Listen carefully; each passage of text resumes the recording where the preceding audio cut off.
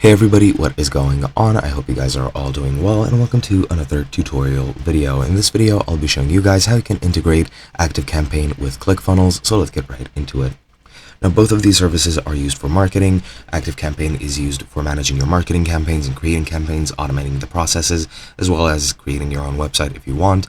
And you can use that to expand your business and, use marketing to do so. Now, Clickfunnels is used for very much a similar purpose, and you can integrate these two services if you so chose. Now, the first thing you're going to want to do is retrieve your Activecampaign API credentials. And by the way, let me just mention I am using this article because setting up Clickfunnels requires me to add personal information, which I am not comfortable with doing. But to retrieve your API credentials, you just need to go into settings, go into developer, and then copy your URL and API key, or API URL and API key. That looks like this. You just go here, go to developer, and as you'll see, you'll get your API keys over here once it loads up. So let's just wait for that. And as you can see, now you have your keys right over here, and you can reset your API key if you want. You can copy the API URL as well. You will need both of those, and then you just need to integrate these two. Now, from Clickfunnels, you need to go into account settings, then select integrations,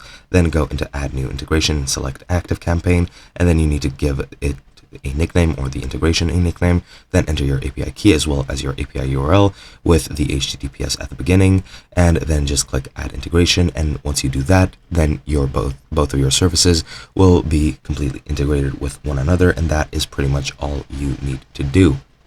Again, sorry I couldn't show you this, but Clickfunnels does require personal information such as your credit card and mobile phone to actually be able to create a free trial account, so I won't be doing that. But that is pretty much it. Hope you guys enjoyed, and I'll be seeing you guys in another video.